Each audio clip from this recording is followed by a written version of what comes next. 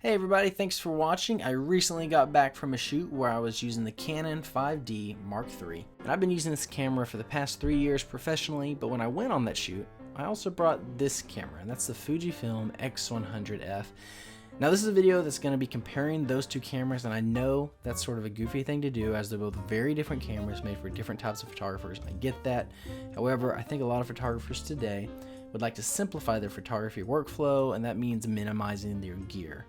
I know one of the biggest reasons I bought the X100T a few years back was because I was tired of carrying around a bag full of lenses, and there was just something appealing about having one camera that is going to be able to handle the majority of my work.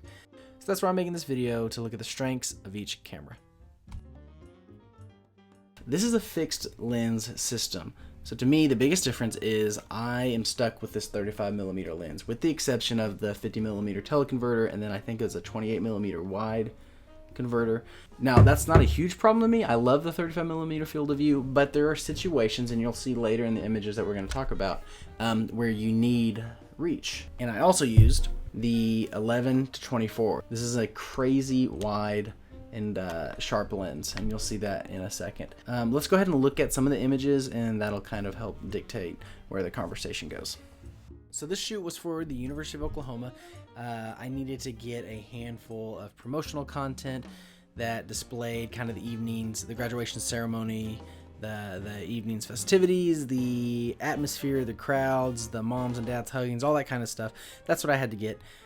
This was shot with the Canon 11-24, and I had this, I believe, all pulled back all the way to 11, so this was as wide as that goes.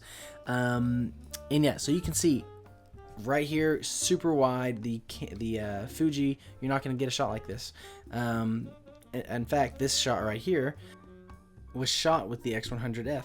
And yeah, that's the biggest thing you're going to notice with this camera, is that you have a fixed lens. To me, that is one of the biggest differentiators between these cameras. If you need something that you're going to have the wide shot for, you're going to need a DSLR to use the wide lens. Now, there are some benefits of having this smaller fixed lens, and one of the benefits is that it allows the camera to be smaller in general. And so, like, this photo, I think, would have been more difficult had I been shooting only with a DSLR. So when I met this family, I said, hey, I walked up to them and politely asked, could I take your photo? I'm with OU Social Media.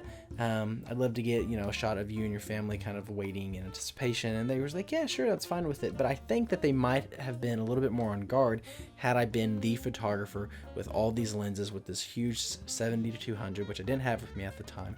And that allowed me to approach people and get shots that I need permission to get beforehand. And same with this.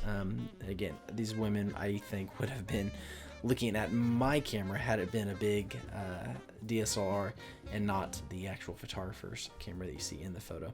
Another huge difference between the X100 system and a DSLR is that you're not going to get the shallow depth of field that we all love when you shoot with the X100 system. That's not to say there's no bokeh, there's no shallow depth of field, but in a situation like this, when the subject's pretty far away from me, it's going to be hard to separate our subject from the background with the f2 lens on the crop sensor. With the DSLR, I can push in, I can pull back, I can compress the image. I have a lot more creative control. But again, that comes with having the flexibility of multiple lenses. If you look at this scene right here, this was shot with the X100F. If you compare this image to the next one I'm going to show you, it's the same scene, same location, but my DSLR led me to get this type of photo.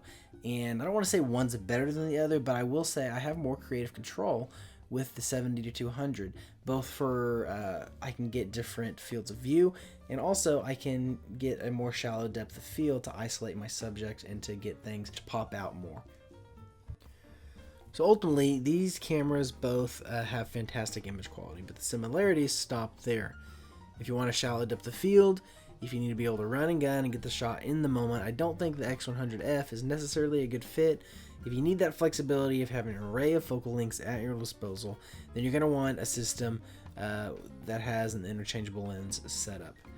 For my personal experience, if I am in a rush and I don't have time to set things up and I need to just get a shot at a wedding or events or sports events, I'll typically grab the 5D. However, I don't enjoy shooting with the 5D, which is why on every other occasion I'll grab the Fuji.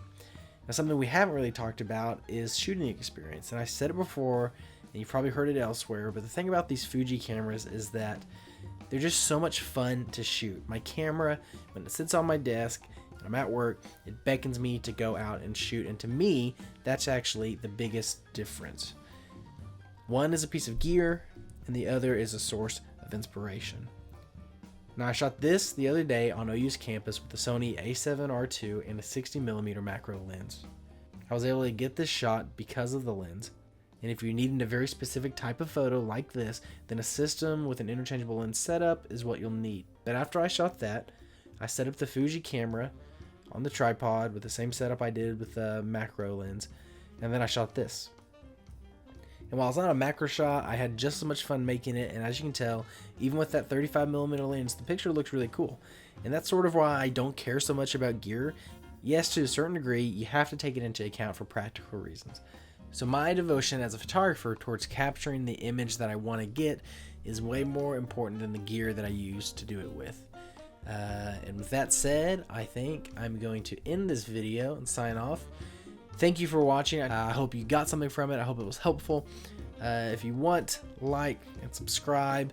Hit me up on Instagram. I love talking with other photographers on Instagram. It's a great way to connect with people. And check out some of these other videos. And leave a comment below. Let me know what you think.